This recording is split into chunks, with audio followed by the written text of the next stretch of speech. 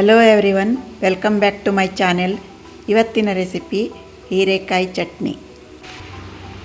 ಚಟ್ನಿ ಮಾಡಲು ಒಂದು ಹೀರೆಕಾಯಿ ತಗೊಂಡಿದ್ದೇನೆ. ಇದರ ತುದಿಯ ಭಾಗ ಎರಡೂ ಕಡೆ ಕಟ್ ಮಾಡಿ, ಮಧ್ಯದಲ್ಲಿ ಕಟ್ ಮಾಡಿ, ಅದರ ಈ ಥರ ಸಿಪ್ಪೆಯನ್ನು ತೆಗೆದುಕೊಳ್ಳಬೇಕು. ಪೂರ್ತಿ ತೆಗೆಯುವುದು ಬೇಡ, ಇಷ್ಟು ತೆಗೆದರೆ ಸಾಕು. ಸಿಪ್ಪೆ ಸಮೇತ ಹಾಕಲಿಕ್ಕುಂಟು ನೋಡಿ, ಈ ಥರ ತೆಗೆದರೆ ಸಾಕು. ಇದನ್ನು ಈಗ ಸಣ್ಣ ಸಣ್ಣ ಭಾಗವಾಗಿ ಕಟ್ ಮಾಡಿದರೆ ಆಯಿತು. ಹೀರೆಕಾಯಿ ಆರೋಗ್ಯಕ್ಕೆ ತುಂಬಾ ಒಳ್ಳೆಯದು. ಇದರಲ್ಲಿ ತುಂಬ ನಾರಿನಾಂಶ ಇರುವುದರಿಂದ ಜೀರ್ಣಕ್ರಿಯೆಗೆ ತುಂಬಾ ಒಳ್ಳೆಯದು. ಹೀರೆಕಾಯಿ ತುಂಬ ತಂಪು ಕೂಡ. ಇದರಿಂದ ತಂಬುಳಿಯನ್ನು ಕೂಡ ಮಾಡಬಹುದು. ಪಲ್ಯ, ಸಾಂಬಾರ್, ಚಟ್ನಿ, ದೋಸೆ ಕೂಡ ಮಾಡಬಹುದು. ಚಟ್ನಿ ಮಾಡಲು ಬೇಕಾಗುವ ಸಾಮಗ್ರಿಗಳು: ಉದ್ದಿನಬೇಳೆ 1 ಚಮಚ, ಧನಿಯಾ ಬೀಜ 1 ಚಮಚ,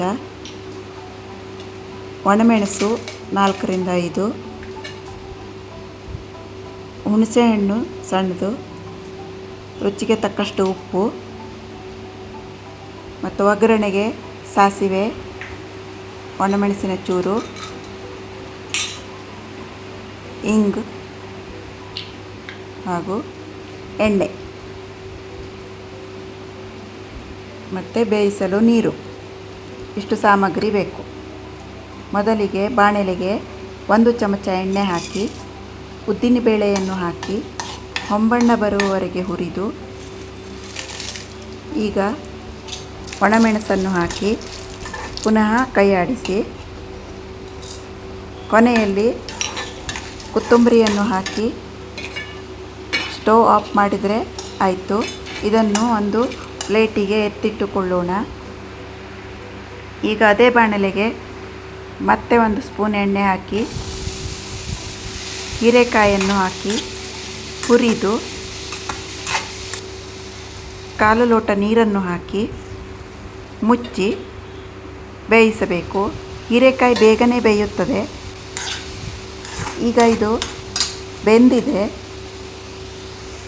ಈಗ ಇದನ್ನು ತಣ್ಣಗಾಗಲು ಬಿಟ್ಟು, ಈ ಕಡೆ ಮಿಕ್ಸಿ ಜಾರಿಗೆ ತೆಂಗಿನ ತುರಿ 1/4 ಕಪ್, ಹಾಗೆ ಹುರಿದ ಸಾಮಗ್ರಿ,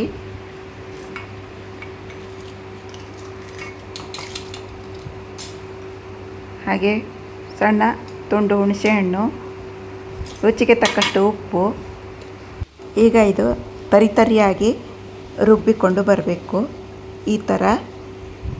ಈಗ ತಣ್ಣಗಾದ ಬೇಯಿಸಿಟ್ಟ ಹೀರೆಕಾಯನ್ನು ಹಾಕಿ ಮತ್ತೊಮ್ಮೆ ತರಿಯಾಗಿ ರುಬ್ಬಿಕೊಂಡು ಬಂದರೆ ಹೀರೆಕಾಯಿ ಚಟ್ನಿ ರೆಡಿ ಆಯಿತು. ನೋಡಿ, ಈ ಥರ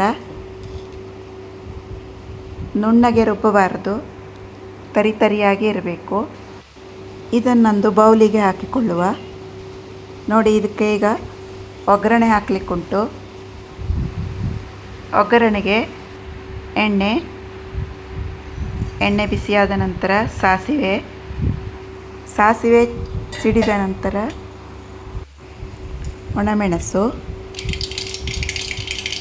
ಹಾಗೆ ಚೂರು ಇಂಗನ್ನು ಹಾಕಿ ಚಟ್ನಿಗೆ ಹಾಕಿದರೆ ಆಯಿತು. ಹೀರೆಕಾಯಿ ಚಟ್ನಿಗೆ ನಾನು ಇಲ್ಲಿ ಒಣಮೆಣಸನ್ನು ಹಾಕಿದ್ದೇನೆ. ಇದರ ಬದಲಿಗೆ ನೀವು ಹಸಿಮೆಣಸನ್ನು ಕೂಡ ಹಾಕಿ ಮಾಡಬಹುದು. ಈ ಆರೋಗ್ಯಕರ ರೆಸಿಪಿ ನಿಮ್ಮೆಲ್ಲರಿಗೂ ಇಷ್ಟವಾಗಿದೆ ಅಂತ ಭಾವಿಸುತ್ತೇನೆ. ಇಷ್ಟವಾದಲ್ಲಿ ಲೈಕ್, ಶೇರ್, ಕಮೆಂಟ್ ಮಾಡಿ. ಹೊಸಬರಾಗಿದ್ದರೆ ಸಬ್ಸ್ಕ್ರೈಬ್ ಮಾಡಿ.